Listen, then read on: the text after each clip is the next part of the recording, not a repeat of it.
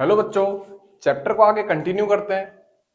Chapter का नाम है मूविंग चार्जेस एंड मैग्नेटिज्म। ठीक है, चैप्टर का नाम है मूविंग चार्जेस एंड मैग्नेटिज्म और आज का टॉपिक है एम्पियर सर्किटल लॉ।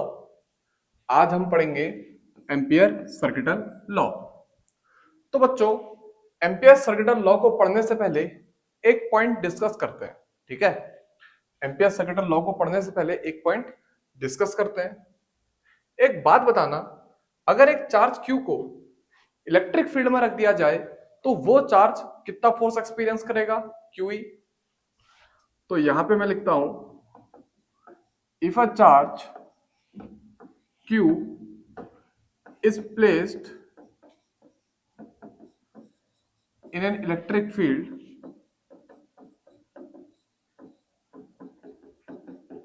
तो बच्चों चार्ज कितना फोर्स एक्सपीरियंस करेगा?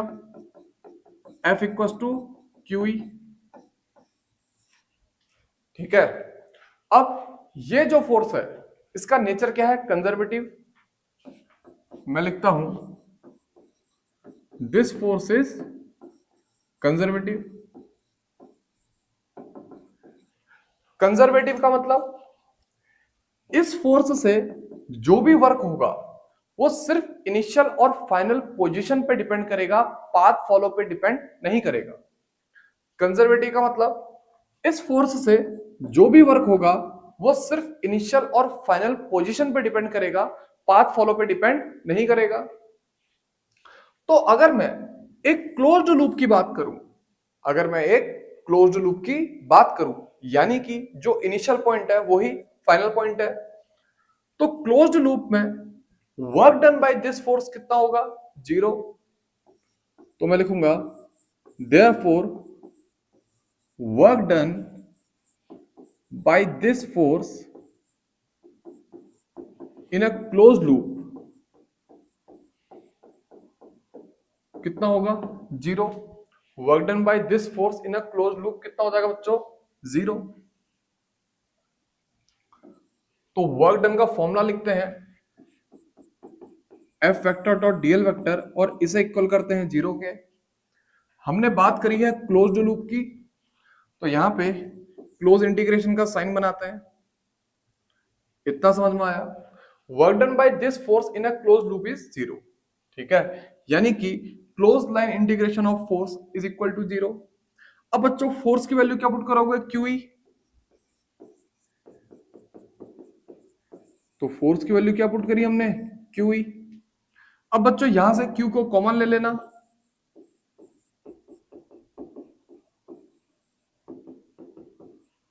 इतना समझ में आया? अब Q को नीचे डिवाइड कर लेना, यानी कि closed line integration of electric field is equal to 0। Closed line integration of electric field is equal to 0। इतना समझ में आया? देखो मैंने क्या करा, एक चार्ज Q को इलेक्ट्रिक फील्ड E में रखा, तो ये चार्ज कितना फोर्स एक्सपीरियंस करेगा? QE। और ये फोर्स का नेचर क्या है? कंजर्वेटिव, यानी कि work done by this force जो डिपेंड करेगा सिर्फ और सिर्फ इनिशियल और फाइनल पोजीशन पर डिपेंड करेगा। तो अगर मैं एक क्लोज्ड लूप लूं, यानी कि जो इनिशियल पॉइंट है वही फाइनल पॉइंट है, तो work done by this force कितना हो जाएगा? 0। इतना समझ में आया? तो हमने वर्क का फॉर्मूला लिखा F vector dot dl vector, इसको किसके इक्वल करा? 0 के। बात कर रहे हैं हम क्लोज्ड लूप की, बात करी है हमने क्लोज्ड लूप की, तो यहां पे क्लोज इंटीग्रेशन का साइन बनाया, फिर फोर्स की वैल्यू QE पुट करी, Q को कॉमन लिया, फिर हमारा जो फाइनल आंसर आया वो क्या आया? इस Q को नीचे भेज के close line integration of electric field किसके बराबर होता है? 0 के बराबर। अब अगर close line integration of electric field तुम्हारा 0 के बराबर है, अगर close line integration of electric field तुम्हारा 0 के बराबर है, तो मैं तुमसे सवाल पूछ रहा हूं, close line integration of magnetic field क्या ये भी 0 के बराबर होगा? Close line integration of electric field अगर 0 के बराबर है, तो मैं तुमसे सवाल पूछता हूं, क्या close line integration of magnetic field भी 0 के बराबर होगा? इसका आंसर है नो। ये 0 के बराबर नहीं होगा। ऐसा क्यों बच्चों? ऐसा इसलिए क्योंकि ये तो फॉर्मूला है किसका? वर्क का। ठीक है, हम वर्क के फॉर्मूले को आगे सॉल्व करते हुए यहां तक पहुंचे हैं, यानी कि ये एक फॉर्मूला है किसका? वर्क का, 1 कूलम चार्ज के लिए। ठीक है, अब ये कोई वर्क का फॉर्मूला थोड़ी ही है, ये वर्क का फॉर्मूला नहीं है। तो close line integration of magnetic field ये किसके बराबर होगा? इसका जवाब दिया है एम्पियर सर्किटल लॉ ने। इसका जवाब दिया है एम्पियर सर्किटल लॉ ने। इतना समझ में आया? ये 0 इसलिए है क्योंकि ये वर्क के बराबर है, ये वर्क के बराबर नहीं होता है तो ये कभी 0 नहीं हो सकता है। तो ये किसके बराबर होगा? तो ये किसके बराबर होगा? इसका जवाब दिया है एम्पियर सर्किटल लॉ ने। इतना समझ में आया? मैंने ये चीज इसलिए डिस्कस करी ताकि एम्पियर सर्किटल लॉ को पढ़ने में थोड़ा सा और ज्यादा मजा आए। ठीक है, मैंने ये चीज इसलिए डिस्कस करी ताकि एम्पियर सर्किटल लॉ को पढ़ने में हमें मजा आए। इसे नोट करना है तो जल्दी से नोट कर लो। अब बच्चों एम्पियर सर्किटल लॉ को डिस्कस करते हैं। ठीक है, एम्पियर सर्किटल लॉ को लिखते हैं। देखना बच्चों, एम्पियर सर्किटल लॉ क्या कहता है? According to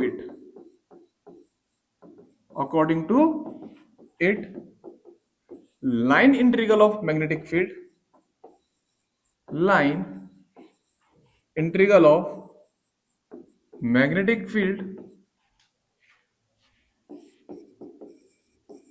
around a closed path is equal to mu naught times net current threading the closed path is equal to mu naught times net current threading the closed path।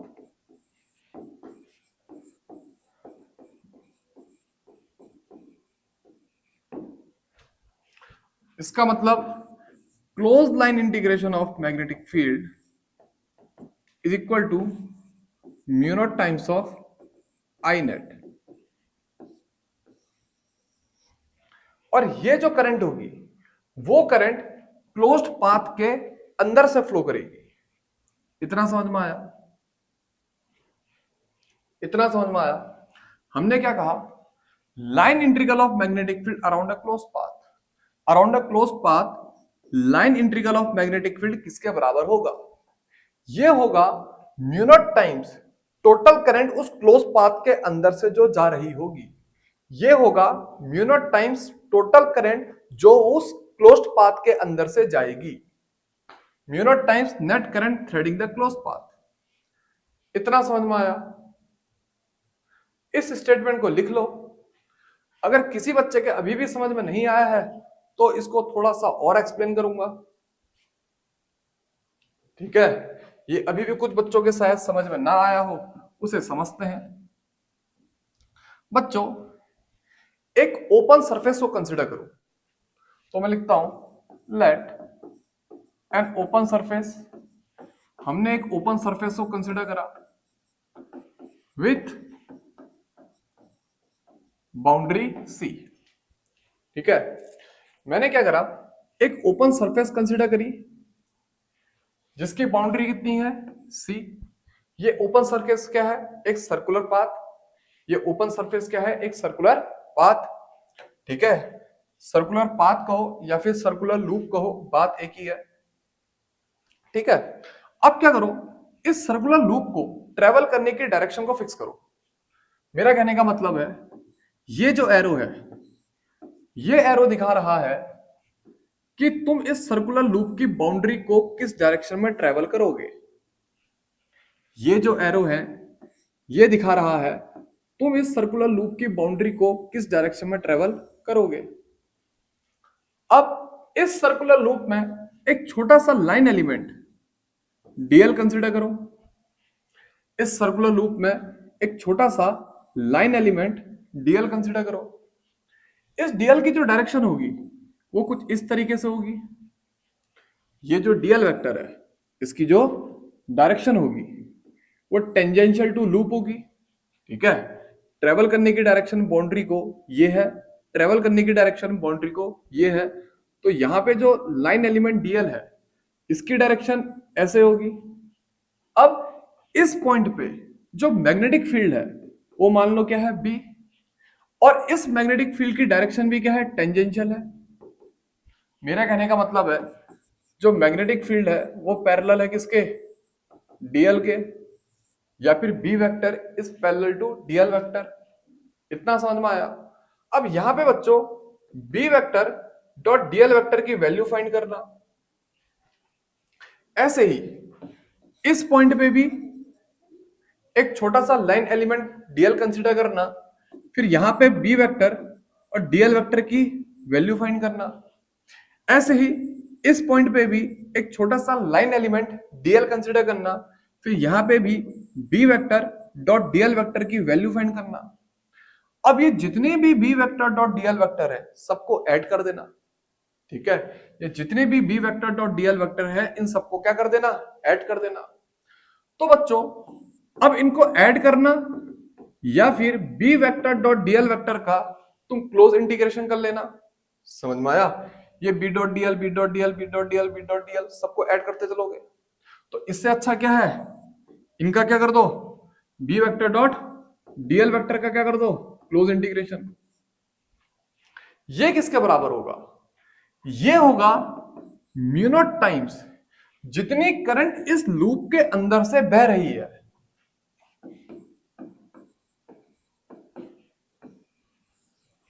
समझ में आया ampere circuit law क्या है। हमने क्या करा, एक open surface को कंसीडर करा बाउंड्री सी के साथ, तो वो ओपन सरफेस मैंने एक सर्कुलर लूप कंसीडर करी। सबसे पहले सर्कुलर लूप को ट्रेवल करने की डायरेक्शन फिक्स करी, या फिर सर्कुलर लूप की जो बाउंड्री है उसको मैं इस सेंस में ट्रेवल कर रहा हूं। अब इस सर्कुलर लूप में एक छोटा सा लाइन एलिमेंट डीएल कंसीडर करा। इस डीएल की जो डायरेक्शन होगी, डीएल वेक्टर की जो डायरेक्शन होगी वो ऐसे होगी। अब इस पॉइंट पे मैग्नेटिक फील्ड वो कितना है बी, और ये जो मैग्नेटिक फील्ड है वो इस डीएल वेक्टर के क्या है पैरेलल, या फिर बी वेक्टर डीएल वेक्टर के क्या है पैरेलल। अब यहां पे B vector dot dl vector find करना, ऐसे ही यहां पे भी B vector dot dl vector find करना। अब ऐसे ही यहां पे भी B vector dot dl vector find करना, ऐसे ही यहां पे भी B vector dot dl vector find करना, ठीक है। B vector dot dl vector एक एक करके फाइंड करते हुए चलते रहेंगे, फिर सबको क्या करेंगे, ऐड कर देंगे, ऐड करेंगे, या फिर हम ऐसा कहें B vector dot dl vector का क्लोज इंटीग्रेशन कर लेना। ये किसके बराबर होगा, ये सीधे सीधे इक्वल होगा mu naught times total current जो इस सर्कुलर लूप के अंदर से जाएगी, और वही क्या है एम्पियर सर्किटल लॉ। इतना समझ में आया। तो यहां पर को हमारा एम्पियर सर्किटल लॉ की डेफिनेशन कंप्लीट। नोट करना है जल्दी से नोट कर लो, कर लिया, शाबाश। अब बच्चों ध्यान देना, ये जो रिलेशन है ये रिलेशन साइन कन्वेंशन को इंक्लूड करता है। ये जो रिलेशन है ये रिलेशन साइन कन्वेंशन को इंक्लूड करता है। तो मैं लिखूंगा दिस रिलेशन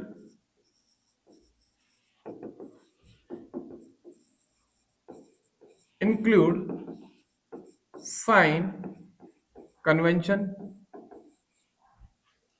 पहले साइन कन्वेंशन को लिखता हूं फिर समझाता हूं, समझना बच्चों। If fingers of right hand, if fingers of right hand is curled in the sense the boundary is traversed, the boundary is traversed in the loop integral b dot dl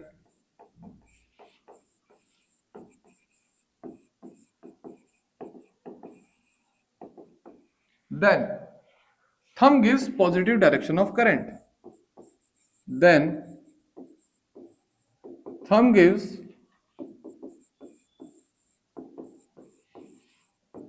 positive direction of current. देखना बच्चों, ये जो relation है, ये relation include करता है sign convention. और sign convention क्या है? If fingers of right hand is curled in the sense the boundary is traverse in the loop integral b dot dl, then thumb gives positive direction of current. इसका मतलब ये है, सबसे पहले right hand की fingers को उस sense में मोड़ो जिस सेंस में तुम बाउंड्री ट्रेवल करोगे, किसकी? Loop integral of this. समझ में आया? शायद मैं गलत बोला, समझना। सबसे पहले राइट हैंड की फिंगर्स को उस सेंस में मोड़ो जिस सेंस में तुम लूप की बाउंड्री को ट्रेवल करना चाहते हो। तो ये जो थंब है वो किसकी डायरेक्शन देगा? Positive direction of current. समझ में आया? ये जो राइट हैंड है उसकी जो फिंगर्स है उसको उस सेंस में मोड़ो जिस सेंस में तुम बाउंड्री ट्रेवल करोगे क्लोज टू लूप की। तो ये जो थंब है वो क्या देगा? Positive direction of current. If fingers of right hand is curled in the sense the boundary is traversed in the loop integral, then thumb gives positive direction of current. Right hand की finger को उस sense में मोड़ो जिस sense में तुम boundary travel करना चाहते हो in the loop integral b dot dl, then thumb gives positive direction of current. समझ में आया? नोट करो। समझ में आया? एक बार और समझा देता हूं। तुम क्या करो, सबसे पहले जो क्लोज लूप है उसकी बाउंड्री को ट्रेवल करने के लिए डायरेक्शन फिक्स करो और उस डायरेक्शन को किससे दिखाओ? राइट हैंड की फिंगर से। तो ये जो थंब है वो क्या देगा? Positive direction of current. इतना समझ में आया? अब बच्चों मैं यहां पे कुछ इंपॉर्टेंट पॉइंट लिखाता हूं और हम लिखेंगे नोट। नोट का पहला पॉइंट, तुम जो क्लोज लूप को सेलेक्ट करोगे, तो मैं लिखता हूं चूज क्लोज लूप, ब्रैकेट में लिख लेता हूं ampere loop.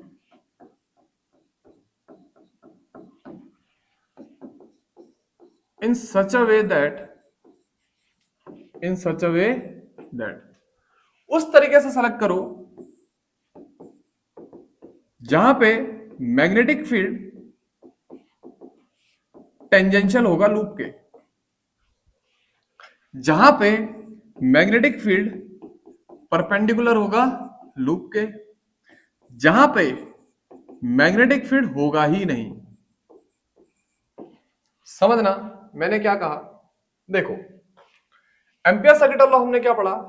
Close line integration of magnetic field is equal to mu naught times of I net. इतना समझ में आया?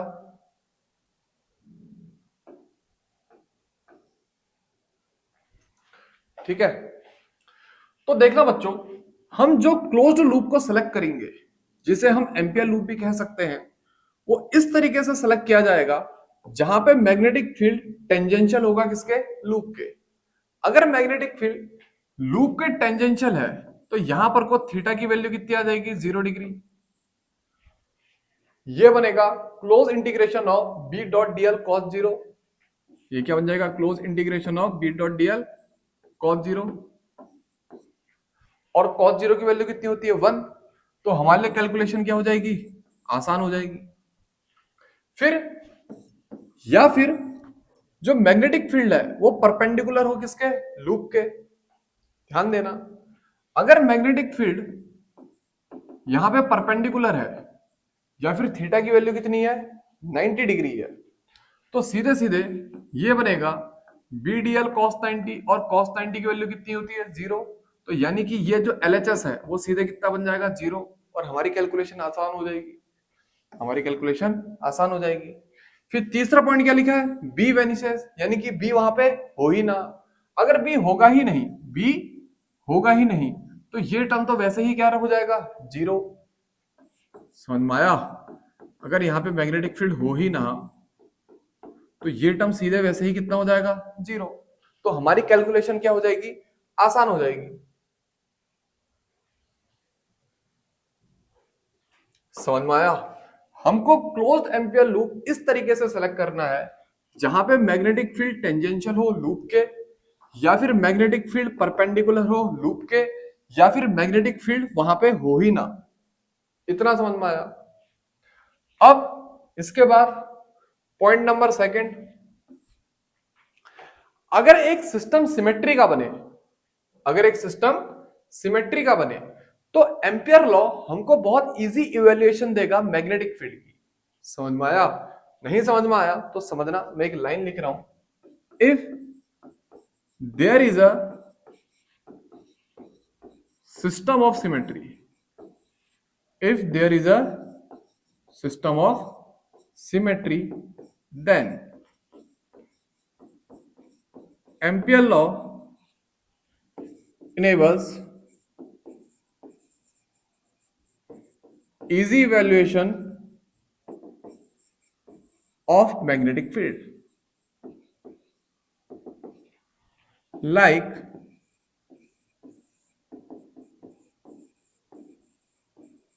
Gauss law did for electric field। समझना मैं क्या कहना चाह रहा हूं। अगर सिस्टम बनेगा सिमेट्री का तो एम्पियर लॉ बहुत इजी कैलकुलेशन दे देगा किसकी? मैग्नेटिक फील्ड की, जैसे गॉस लॉ ने दी थी किसके लिए? इलेक्ट्रिक फील्ड के लिए। हमने क्या लिखा? If there is a system of symmetry then Ampere law enables easy evaluation of magnetic field like Gauss law did for electric field. ठीक है, ये दो पॉइंट ध्यान रखना। देखो, एम्पियर सेकेंड लॉ ने क्या कहा? Close integration of B dot dl is equal to mu naught times of I. इतना समझ में आया? अगर सिस्टम ऑफ सिमेट्री होगा, सिस्टम ऑफ सिमेट्री होगा तो ये जो बी है ना, ये कांस्टेंट होगा। समझ में आया? तो इंटीग्रेशन के बाहर हम इसको ले सकते हैं। समझ में आया? अगर सिस्टम ऑफ सिमेट्री है तो बी क्या रहेगा? कांस्टेंट रहेगा, और इसको इंटीग्रेशन के बाहर हम ले सकते हैं। और बीच में क्या है? Dot product. अगर इनमें से कोई चीज लगेगी, अगर टेंजेंशियल टू लूप होगा तो सीधे सीधे यहाँ पे cos 0 लगेगा, अगर परपेंडिकुलर टू लूप होगा तो सीधे सीधे cos 90 लगेगा, और अगर बी होगा ही नहीं तो ये टर्म सीधे सीधे 0 हो जाएगा। तो मैं कहना क्या चाहता हूं, समझ में आया? अगर इन दो पॉइंट को ध्यान रखेंगे तो जहां जहां पर कोई एम्पियर लॉ लगेगा उसकी कैलकुलेशन बहुत ज्यादा आसान हो जाएगी। इन दो पॉइंट को अगर हम ध्यान रखेंगे तो जहां जहां पर कोई एम्पियर लॉ लगेगा वहां पर कोई कैलकुलेशन बहुत आसान हो जाएगी। इतना समझ में आया? इतने को जल्दी से नोट करो। और अभी भी किसी बच्चे के अगर ये चीज समझ में नहीं आई है कि ये चीज हमने क्या लिखी है, तो इसके लिए मैं अभी एक एप्लीकेशन डिराइव करता हूं। तो इसके लिए मैं अभी एक एप्लीकेशन डिराइव करता हूं, उससे ये सारे पॉइंट तुमको बहुत अच्छे से समझ आ जाएंगे। एक एप्लीकेशन करते हैं, उससे ये सारे पॉइंट बहुत अच्छे से समझ आ जाएंगे। नोट कर लो। अब देखना बच्चों, अगली हेडिंग है magnetic field due to infinite long straight wire carrying current. ठीक है, अगली हेडिंग क्या है? Magnetic field due to infinite long straight wire carrying current. Heading डालो, magnetic field due to infinite long straight wire carrying current. तो सबसे पहले बच्चों एक वायर बनाते हैं जिसकी लेंथ क्या होगी? इनफाइनाइट। मैंने एक वायर बनाई, ये वायर की लेंथ क्या है? इनफाइनाइट। और इस वायर से जो करंट जा रही है वो कितनी है? आई। इस वायर से जो करंट जा रही है वो कितनी है? आई। अब इस वायर से आर डिस्टेंस दूर मैं एक पॉइंट पी लेता हूं। मैं इस पॉइंट पी पे मैग्नेटिक फील्ड कैलकुलेट करूंगा किसकी मदद से? एम्पियर सर्किटल लॉ की मदद से। और पीछे जितने पॉइंट हमने लिखे हैं, पीछे जितने पॉइंट हमने लिखे हैं उनको यहां पे समझाऊंगा। समझना बच्चों, मैं सबसे पहले एक लाइन लिखता हूं, consider a wire of infinite length carrying current I. समझ में आया क्या लिखा? Consider wire of infinite length carrying current I. Consider a straight wire लिख देते हैं, ठीक है। Consider a straight wire of infinite length carrying current I. इतना समझ में आया? ये हमने वायर बनाया, इसकी लेंथ क्या है? इनफाइनाइट। वायर क्या है? स्ट्रेट। और एक करंट कैरी कितनी कर रहा है? आई। ये करंट कैरी कितनी करी है? आई। इतना समझ में आया? इस वायर के पास आई करंट है। अब मैं क्या करूंगा, इस वायर की वजह से पी पॉइंट पे मैग्नेटिक फील्ड कैलकुलेट करूंगा। तो मैं लिखता हूं we will find magnetic field, we will find magnetic field at point P, bracket में लिखता हूं perpendicular distance r from wire. We will find magnetic field at point P, bracket में लिखा perpendicular distance r from wire. इतना note करा। अब बच्चों इस पी पॉइंट पे हमें कैलकुलेट करना है मैग्नेटिक फील्ड। सबसे पहला स्टेप क्या होगा बच्चों, हम एक क्लोज्ड लूप कंसीडर करेंगे इस पॉइंट पी से, यानी कि एम्पियर लूप को। समझना, यहां पे लिखा मैंने स्टेप वन। स्टेप वन क्या होगा? Consider an Ampere loop. Ampere loop का मतलब क्लोज लूप थ्रू पी। इस पी पॉइंट से एम्पियर लूप को कंसीडर किया जाएगा ऑफ रेडियस स्मॉल आर। इतना समझ में आया? तो ये एक एम्पियर लूप कंसीडर करा इस पॉइंट पी से। इस एम्पियर लूप की रेडियस कितनी है? Small r. अब स्टेप सेकंड, सीधे सीधे इस लूप में एम्पियर सर्किट लॉ लगाओ। मैं लिखता हूं सीधे सीधे अप्लाई एम्पियर सर्किट लॉ। अब बच्चों एम्पियर सर्किट लॉ को लगाने से पहले सबसे पहला स्टेप, इस लूप की बाउंड्री को ट्रेवल करने का, इस लूप की बाउंड्री को ट्रेवल करने का डायरेक्शन फिक्स करो। तो इस लूप की बाउंड्री को ट्रेवल करने की डायरेक्शन मान लो ये है। फिर दूसरी चीज, इस पॉइंट पी पे, इस पॉइंट पी पे एक छोटा सा लाइन एलिमेंट डीएल कंसीडर करो। इस पॉइंट पी पे एक छोटा सा लाइन एलिमेंट डीएल कंसीडर करो। अब अगर मैं यहां पे डीएल वेक्टर लिखता हूं तो उसकी डायरेक्शन कुछ इस तरीके से होगी। डीएल वेक्टर की डायरेक्शन कुछ इस तरीके से होगी। इतना समझ में आया? इतना समझ में आया? अब इस पॉइंट पी पे या फिर इस डीएल वेक्टर पे मैग्नेटिक फील्ड की डायरेक्शन भी ऐसे ही होगी। मैग्नेटिक फील्ड की डायरेक्शन भी ऐसे ही होगी। यानी कि ये जो डीएल है और ये जो बी है, इन दोनों के बीच में एंगल कितना होगा? 0 डिग्री। इतना समझ में आया? मैंने क्या कहा? Consider an Ampere loop through P of radius r. हमने एक एम्पियर लूप बनाया पी पॉइंट से जिसकी रेडियस कितनी है? Small are. फिर हमने क्या कहा? Apply Ampere circuit law. अब यहां पर को क्या लगाएंगे? Ampere circuit law. तो एम्पियर सर्किट लॉ लगाने के लिए सबसे पहले क्या करा? इस लूप को ट्रेवल करने की डायरेक्शन फिक्स करी, वो ऐसे थी। इतना समझ में आया? फिर यहां पर को छोटा सा एलिमेंट डीएल लिया, उस डीएल वेक्टर की डायरेक्शन कुछ ऐसे आएगी। ये जो करंट एलिमेंट है डीएल, ठीक है, सॉरी करंट एलिमेंट मैंने गलत बोला, ये जो लाइन एलिमेंट है, ये जो लाइन एलिमेंट है डीएल, उसके लिए डीएल वेक्टर लिखा। तो डीएल वेक्टर की डायरेक्शन कैसे आएगी? ऐसे। समझ में आया? और इसी पॉइंट पी पे या फिर डीएल वेक्टर पे मैग्नेटिक फील्ड की डायरेक्शन भी ऐसे ही होगी।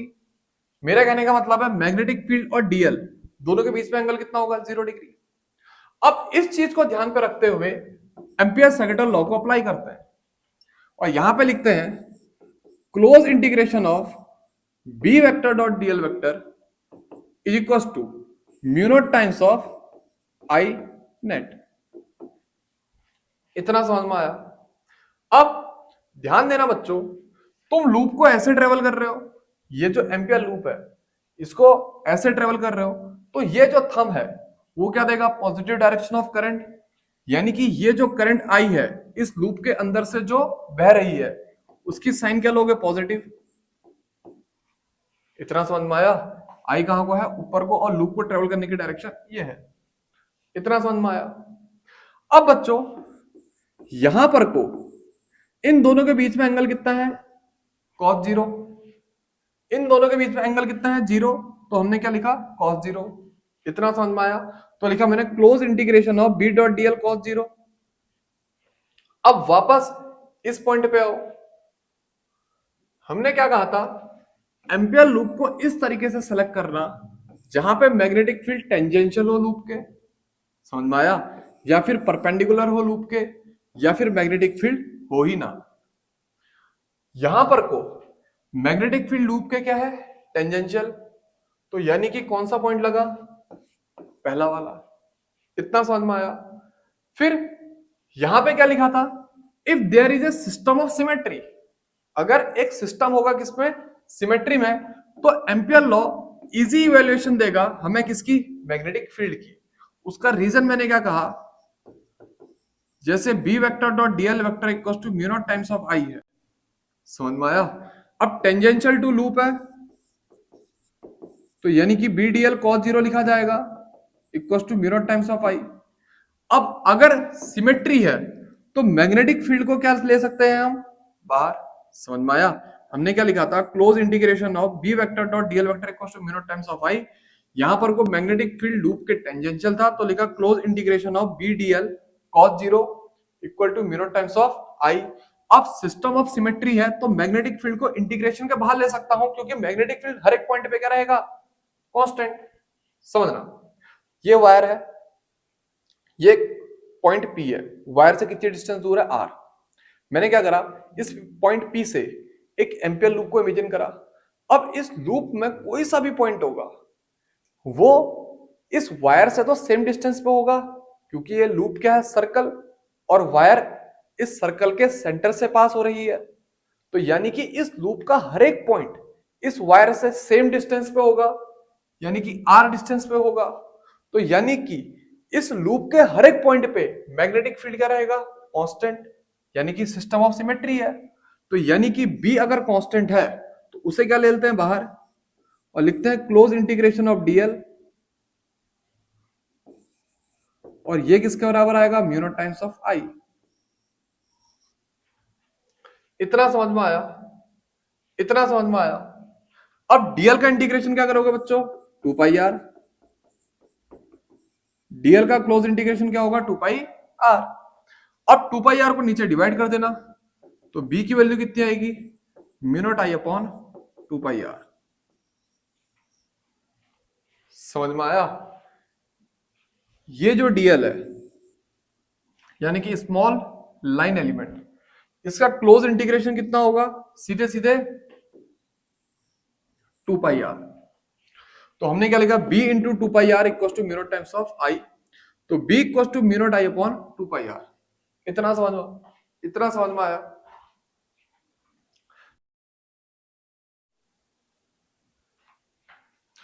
अब बच्चों इस फॉर्मूले से रिलेटेड 3-4 कंक्लूजन आते हैं, इस फॉर्मूले से रिलेटेड 3-4 कंक्लूजन आते हैं, उन कंक्लूजन की बात करते हैं। मैं लिखता हूं बच्चों conclusion.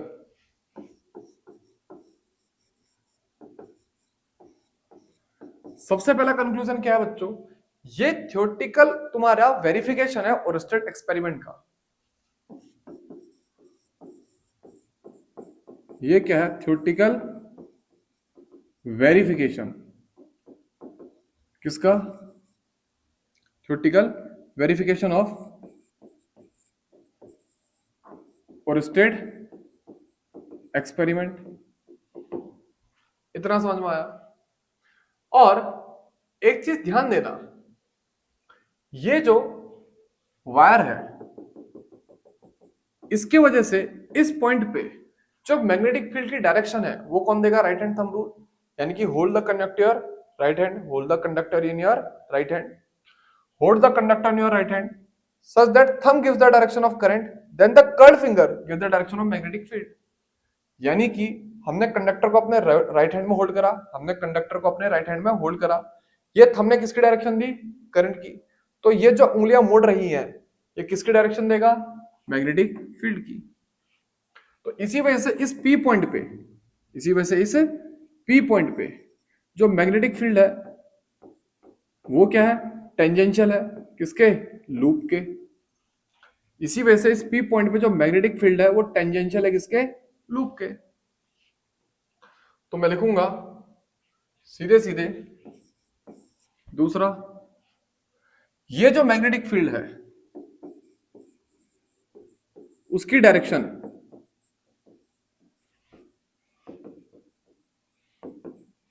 Is given by right hand thumb rule.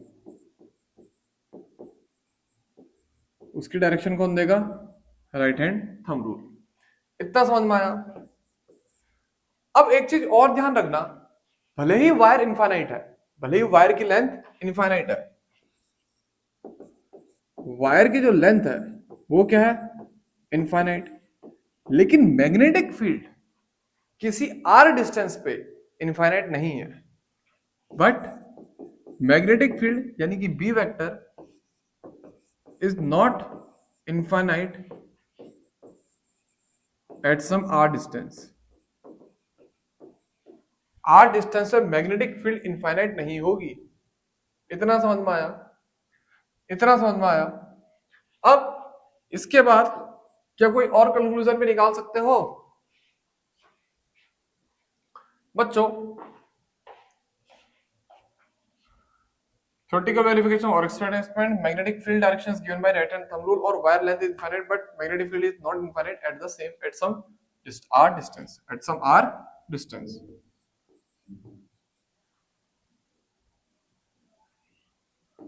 इतने कंक्लूजन ध्यान रखना। फिर एक चीज और ध्यान रखना, देखो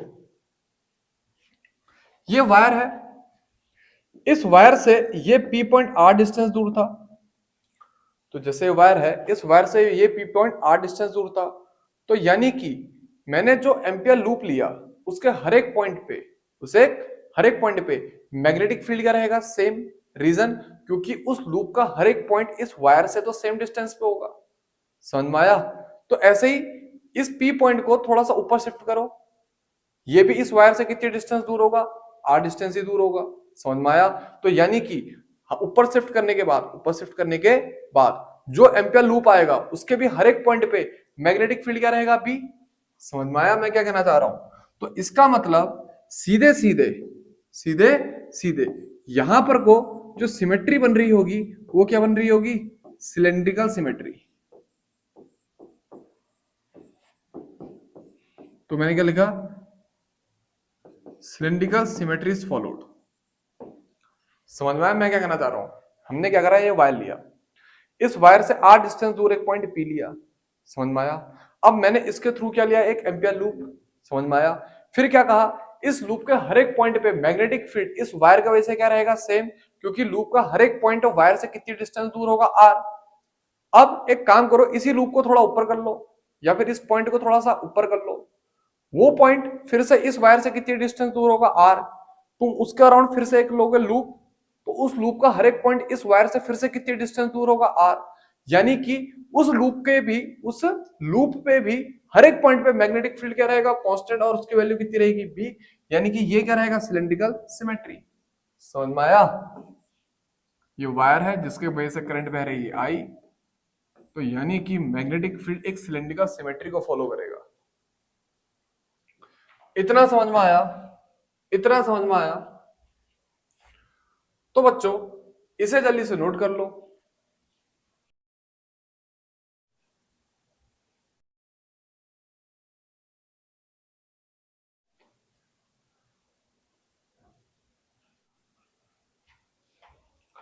और बच्चों एक चीज और ध्यान देना, हम जब एम्पियर लूप पर साइन कन्वेंशन लगा रहे हैं, एम्पियर लूप पर साइन कन्वेंशन लगा रहे हैं, ये जो कर्ल फिंगर है ये क्या शो कर रही है, ये वो डायरेक्शन शो कर रही है जिस सेंस में तुम क्लोज लूप की बाउंड्री को ट्रेवल करोगे। और ये जो थंब है वो क्या शो कर रहा है, वो शो कर रहा है पॉजिटिव डायरेक्शन ऑफ करंट। इतना समझ में आया, हमने यहां पे लिखा था। ठीक है, अब ज्यादातर क्वेश्चन सीबीएसई बोर्ड में जो आते हैं, ज्यादातर क्वेश्चन सीबीएसई बोर्ड में जो आते हैं उनमें क्या होता है, एम्पियर लूप के अंदर करंट की डायरेक्शन एक ही तरफ होगी। एम्पियर लूप या फिर क्लोज लूप के अंदर करंट की डायरेक्शन एक ही तरफ होगी, एक ही सेंस में होगी।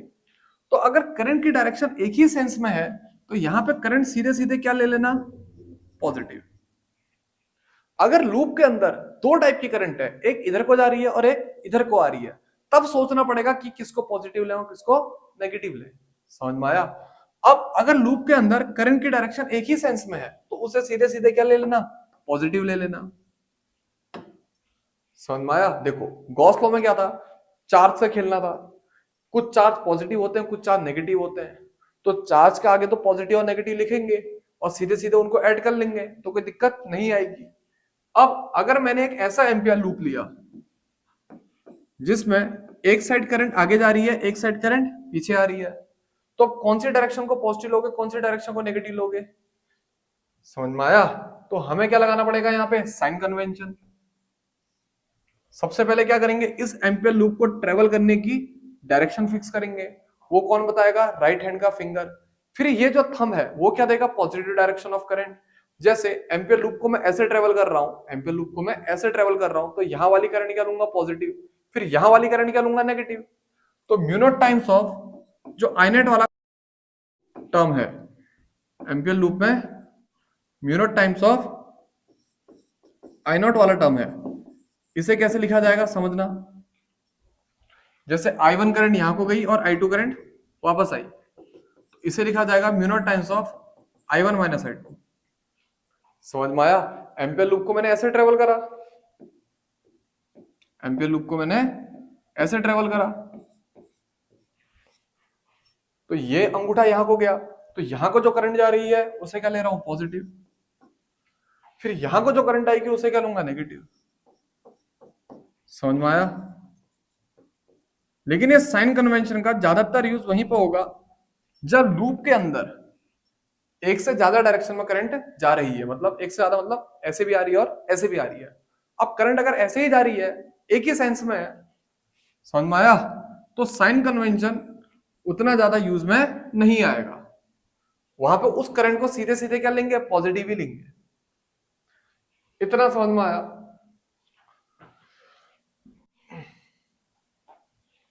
अब इसके बाद बच्चों एनसीईआरटी का एक क्वेश्चन करते हैं, ठीक है, एनसीईआरटी का एग्जांपल करते हैं और एम्पियर सर्किटल लॉ को और अच्छे से समझते हैं, एम्पियर सर्किटल लॉ को और अच्छे से समझते हैं। देखना बच्चों, यह है एनसीईआरटी का एग्जांपल, यह है एनसीईआरटी का एग्जांपल। हमसे कहा गया है, figure shows a long straight wire of circular cross section radius a carrying steady current I.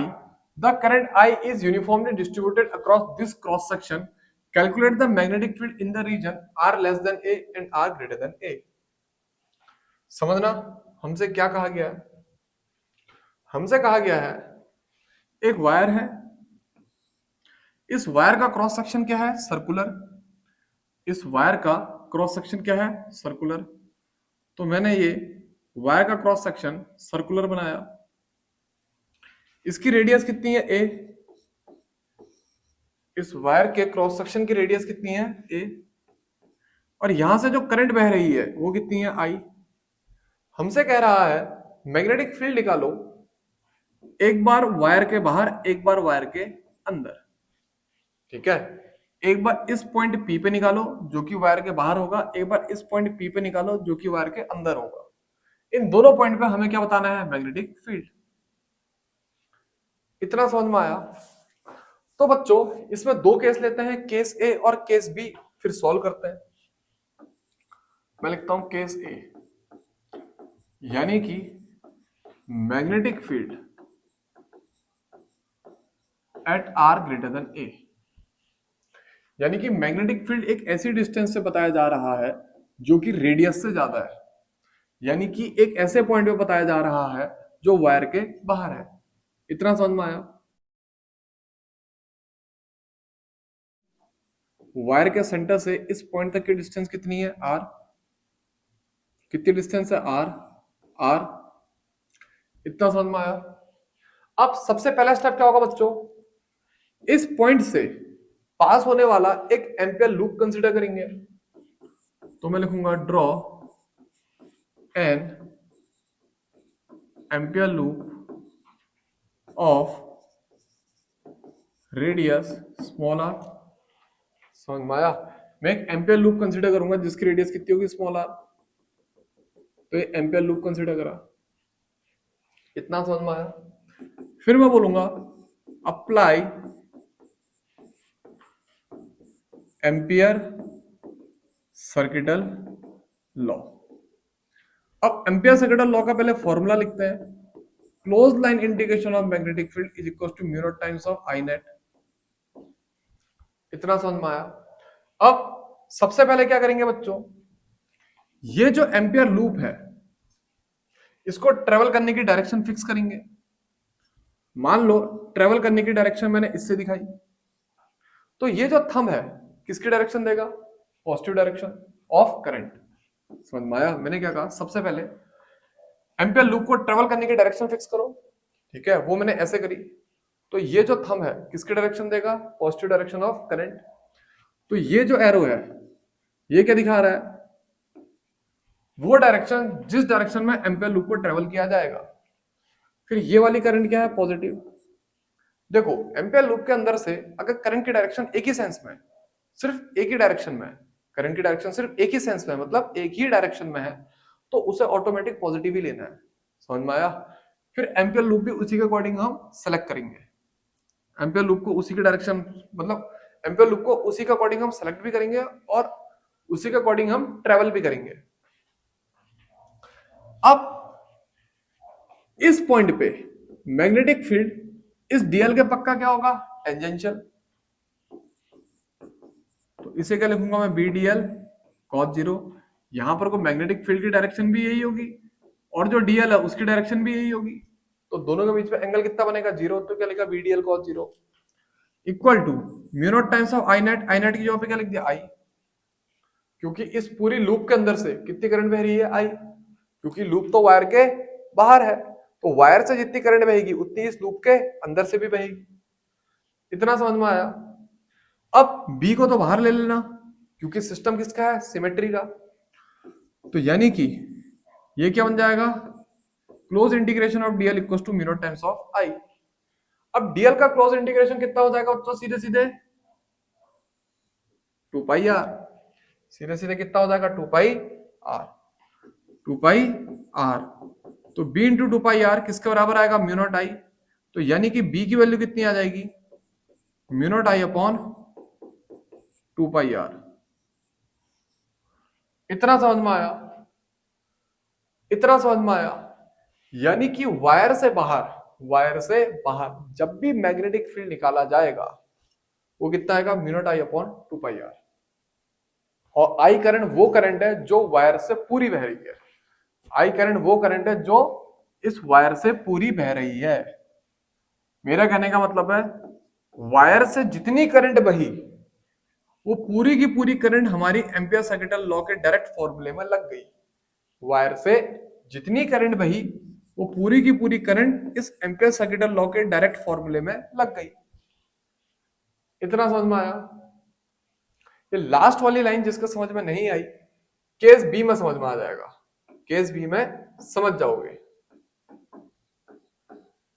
ठीक है, मैंने जो कहा ना, ये आई से रिलेटेड जो टर्म अभी बोले, आई से रिलेटेड जो बात अभी मैंने बोली वो केस बी में समझ जाओगे अगर यहां पे नहीं समझे।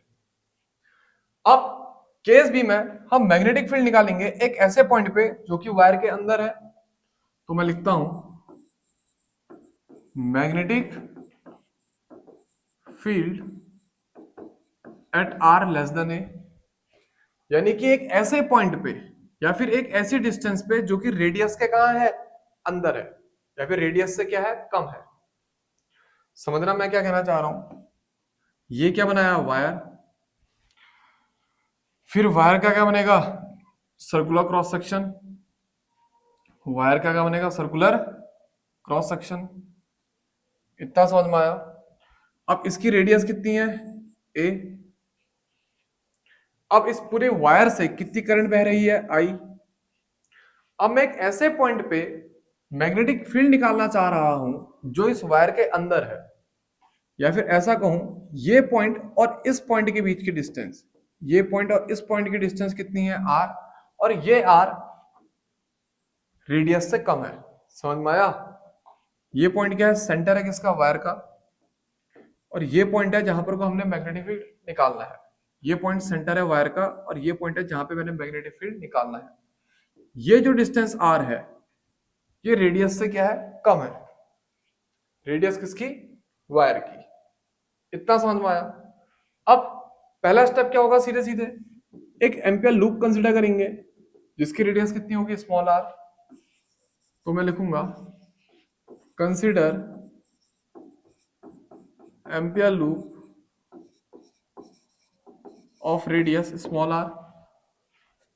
फिर सीधे सीधे यहां पे क्या लगाओगे, एम्पियर सर्किटल लॉ। तो सीधे सीधे लिखोगे apply ampere circuital law. Ampere circuital law का पहले स्टेटमेंट लिखते हैं, close integration of B dot dl equals to mu naught times of I net. अब पहला स्टेप क्या होगा, एम्पियर लूप को ट्रेवल करने की डायरेक्शन फिक्स करो। एम्पियर लूप को ट्रेवल करने की डायरेक्शन मैंने ये फिक्स करी। समझ में आया। तो यानी कि इस पॉइंट पे लाइन एलिमेंट डीएल वेक्टर की डायरेक्शन ऐसे ही होगी, और इसी पॉइंट पे मैग्नेटिक फील्ड भी क्या होगा, टेंजेंशियल होगा। ठीक है। तो यानी कि यहां पे हम लिखेंगे B D L cos zero equal to mu naught times of I net. इतना समझ में आया। अब ये भी सिस्टम किसका है, सिमेट्री का है। यानी कि आर डिस्टेंस दूर, यहां पे यहां पे यहां पे यहां पे यहां पे यहां पे यहां पे यहां पे हर एक पॉइंट पे मैग्नेटिक फील्ड क्या रहेगा, सेम। तो बी को क्या ले लेंगे बाहर, close integration of dl is equal to mu naught times of I net. इतना समझ में आया। अब मेन चीज है आई नेट निकालना। पहले मेन चीज है आई नेट निकालना। कैसे निकलेगी समझना।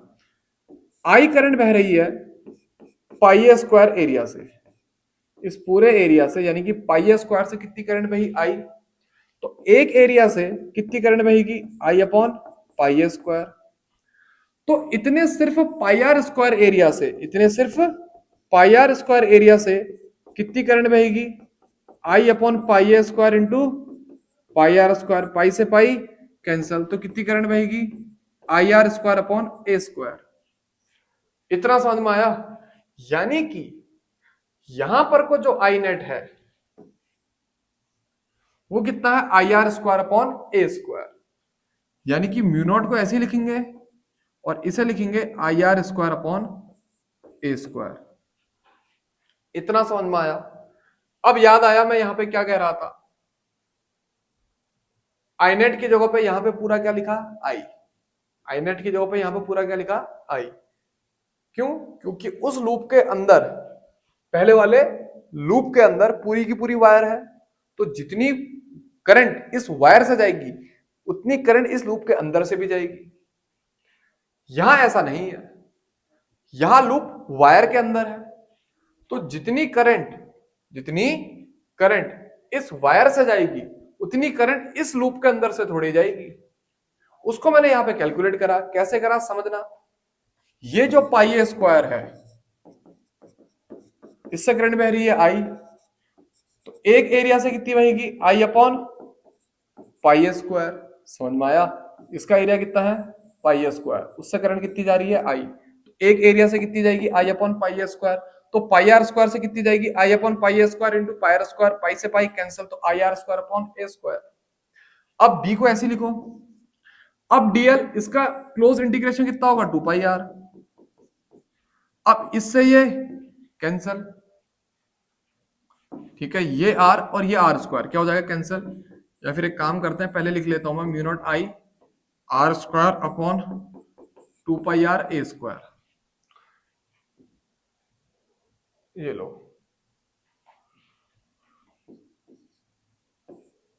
समझ में आया? इसे नीचे डिवाइड कर दिया। अब ये और ये कैंसल, तो बी की वैल्यू कितनी आएगी? Mu naught I are upon 2 pi A square. तो यानी कि वायर के अंदर जब मैग्नेटिक फील्ड निकालोगे तो उसका फॉर्मूला ये है। इतना समझ में आया? इतना समझ में आया? अब बच्चों ध्यान देना, अगर तुम बाहर मैग्नेटिक फील्ड निकाल रहे हो, अगर तुम बाहर मैग्नेटिक फील्ड निकाल रहे हो, वो है इनवर्सली प्रोपोर्शनल टू आर। अगर अंदर मैग्नेटिक फील्ड निकाल रहे हो तो वो है B is directly proportional to R. अब बच्चों सीधे सीधे ग्राफ बनाना बी और आर के बीच में। पहले तो क्या है? Directly proportional. समझ में आया? कहां तक? जब तक का वायर की रेडियस तक नहीं पहुंच जाते। फिर वायर की रेडियस से जब बाहर जाओगे वो क्या है? Inversely proportional to R. इतना समझ में आया? इतना समझ में आया? तो बच्चों यहां पे हमारा एम्पियर सर्किट लॉ का बेसिक लेक्चर कंप्लीट।